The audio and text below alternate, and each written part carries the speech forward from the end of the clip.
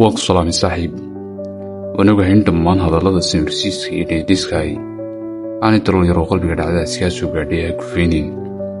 Bal ka warran qalbiga wada daloolka ay la moodo shandhamiradana. Dalool kasta qof aad jeclayd ayaa ka dhisayo sidaas ku tegey. Waxaad ku xukuman tahay inaad weydo dadka aad jeceshahay. Isku day bal markaad soo aadin inaad qof jeclaato inaanad jeclaan. Laga yaabaa inuu nagaadee.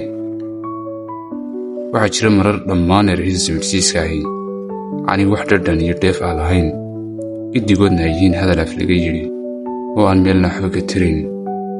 markii ay Khadiijo geeriyootay, Nabiga sallallahu alayhi wasallam nolosha ayaa cidhiidhi ku noqotay, maadaama uu Ilaahay og yahay xanuunka ay leedahay.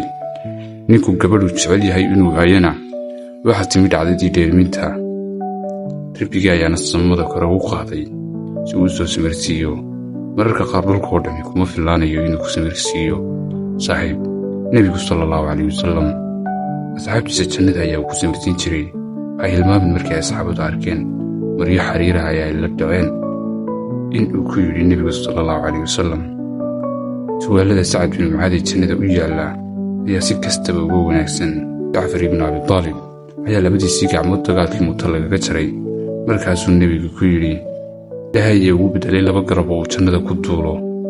haddii uu qofku waayo ilmo dhallaana oo uu dhalay, waxa uu ku simirsiiyey inuu jannada ku gelayo kafaaraqaadka Ibraahim naxariistii nabadgelya korkiisa ha ahaatee iyo Saara.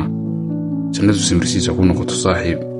jannada ayaa guusha khasaare kasta oo hore kuu soo marayba waxba kama jiraanka ka dhigtaa.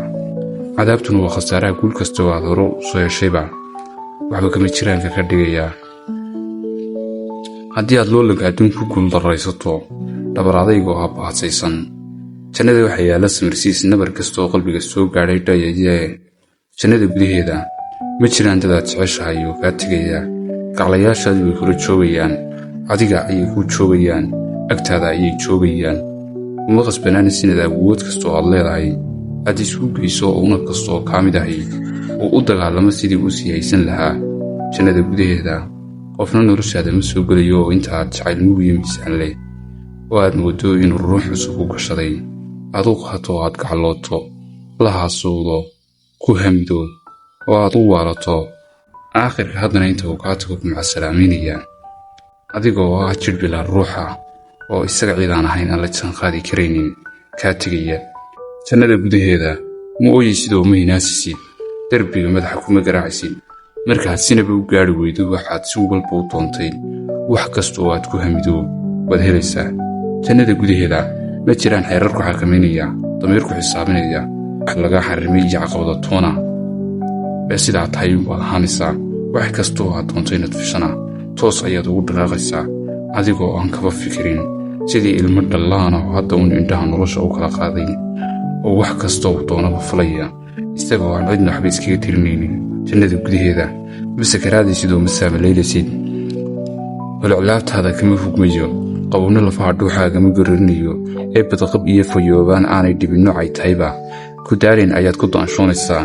jannada gudaheeda ma jiraan indho kuula casaanaya oogin darteed oo kabadhiig ah ku ekaanaya. kama jiraan indho daal dartiis ku dhaxaya saamalaylka ay soo mareen iyo soo jeedka ay la soo daaraadhaxeen dartii. kama jiro weji duuduubmaya iyo cirro ay daayi keenaysaa.